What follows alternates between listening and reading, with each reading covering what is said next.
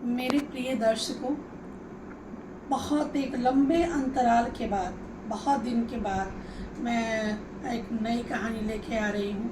और चूँकि इतना लंबा अंतराल हो गया है तो इसके लिए मैं क्षमा प्रार्थी हूँ और आप लोग पुनः से मेरा साथ दें और कहानी को सुनें।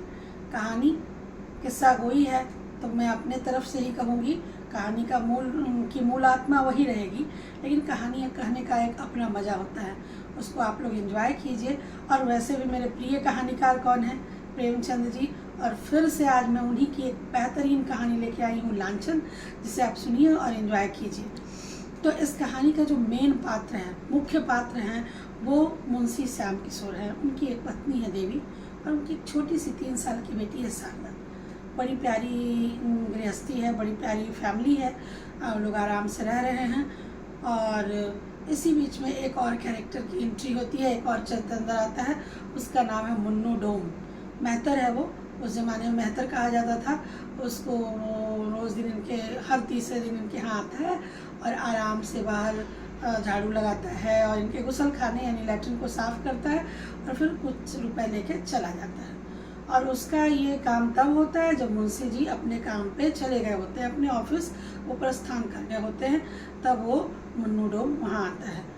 तो आज के दिन भी मुन्नू डोम आया है और वो सारा काम करने के बाद वो आवाज़ देता है घर की मालकिन देवी को कि माँ जी मैंने सब काम कर दिया है, जरा आके बाहर देख लो, सब साफ सुथरा है ना, और मुझे कुछ खाने के लिए दे दो। तो वो आती है देवी और कहती है कि भाई कल ही तो हम तुमको सारा पैसा पूरे महीने का दे दिए था, फिर पैसा चाहिए। तो माँ जी मैं तो अकेले रहता हूँ ना, अब अकेले रहता हूँ तो अकेली जान, मुझसे कुछ काम होता नहीं है, सारे पैसे खर्च हो जाते हैं, मैं उन्हें बचा ही नहीं पाता हूँ, तो आप ना प्लीज़ मुझे कृपा करके कुछ पैसे दे दीजिए। तो कहती हैं कि ठीक है, मैं तुम्हें 1 रुपये दे देती हूँ। जब वो 1 रुपये लेता है तो कहता है कि माँ जी मैं एक आपसे बात कहना चाहता हूँ, आप इतनी खूबसूरत हैं, इतनी खूबसूरत है ना कि मैं क्या बताऊँ। मैं इतने बाबुओं के यहाँ, इतने लोगों के यहाँ काम करने जाता हूँ, वहाँ की जो महिलाएं होती हैं, स्त्रियाँ होती हैं, वो खूबसूरत गोरी हैं, पर उनमें वो चीज़ नहीं है जो आप में है। आप में जो नमक है, जो खूबसूरती भगवान ने आपको दी है, वैसी किसी में है ही नहीं। ये कह रहे चल झूठा मूठा बात मत कर, चल जा। तो माँ जी मैं आपसे एक बात कहना चाहता हूँ। तो नहीं मुझे अभी सुनने का समय नहीं है, मैं जा रही हूँ चूल्हे जलाने। तो ठीक है माँ जी रहने दो, मैं कल कह दूँगा, बाद में कह दूँगा। तो नहीं ठीक है, इतनी भी जल्दी नहीं है, चल वो बात बनाने में चूँकि तेज़ था, और औरतें जो है बातूनी लोगों की बातों में बहुत जल्दी आ जाती हैं और उन्होंने अपनी बड़ाई उन्हें बहुत ज़्यादा पसंद पड़ती है। तो बोलता है कि माँ जी मुझे लगा कि मुंशी जी ना दाल मंडी की तरफ जाते हैं। दाल मंडी की तरफ जाते हैं? वहाँ पे आपका कोई रहता है क्या? देखिए रहता तो कोई नहीं है, लेकिन वहाँ तो कोठे हैं, बेस्याएँ वहाँ रहती हैं, और मेरे पति क्यों जाएंगे?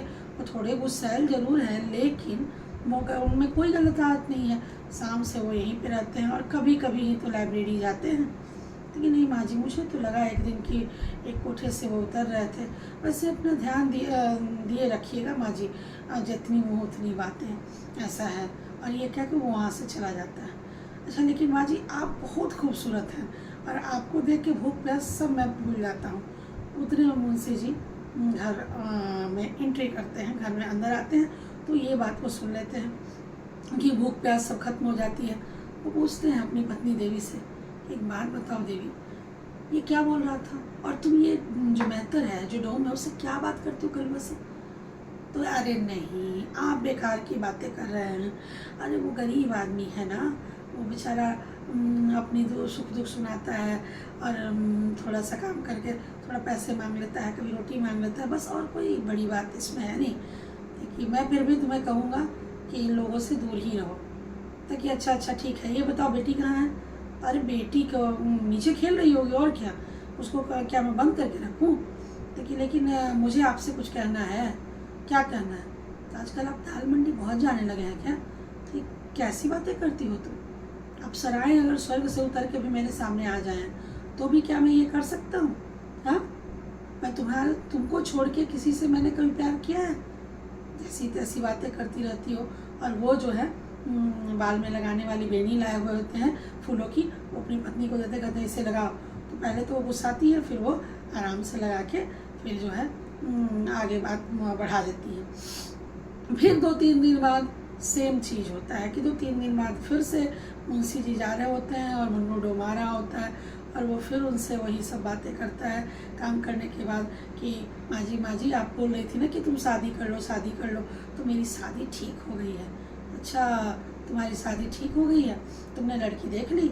लेकिन नहीं, लोग में लड़की क्या देखना है, हमारी औरतें हमारी कम और हमारे बाबुओं की और मालिकों की ज़्यादा होती हैं, और अगर हमने कुछ 3-5 किया तो हमारी पत्नियां जो हैं हमें छोड़ के चली जाएंगी, तो हमें तो इन सब चीज़ों से मतलब ही नहीं है माँ जी। लेकिन माँ जी मैं एक बात कहूँ, आप बहुत खूबसूरत हैं, भगवान ने आपको एकदम फुर्सत में बनाया है माँ जी। फिर तुम बकवास करने लगे। अच्छा माँ जी, एक बात जानती हैं, इधर एक रजा मियाँ हैं जो आपकी ही गली से कभी कभी जाते हैं, उनका बहुत बड़ा जूतों का दुकान है और बहुत पैसे वाले हैं वो आपके बारे में पूछ रहे थे कि भाई तुम्हारी मालकिन बहू जी तो बहुत खूबसूरत है। तो मैंने कहा कि वो बहुत खूबसूरत ही नहीं है, भगवान ने उतना ही खूबसूरत दिल भी दिया है। तो अरे कौन वो जो सांवला सा लंबा सा लड़का इधर से जाता है वो?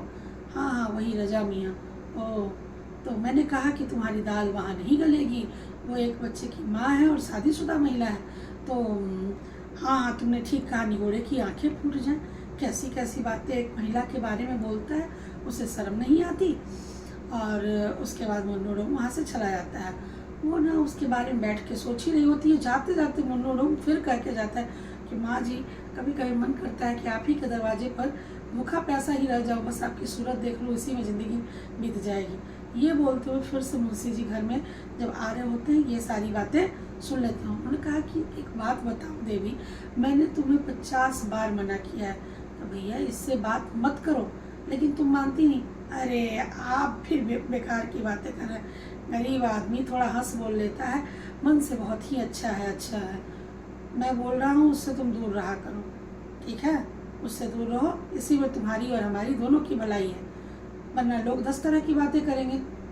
अच्छा ठीक है, आप बिना मतलब की बात मत करो, आप आराम से रहो।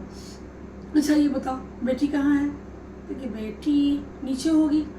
उतने में शारदा जो है अपने हाथ में मिठाई का एक डब्बा लेके घर में घुसती है और उसके पिताजी जो है मुंशी जी ये पूछते हैं कि मिठाई का डब्बा किसने तुम्हें दिया है। और इस कहानी का अगला पार्ट जानने के लिए आप बने रहें, अगले पार्ट में आगे की कहानी आपको बताई जाएगी।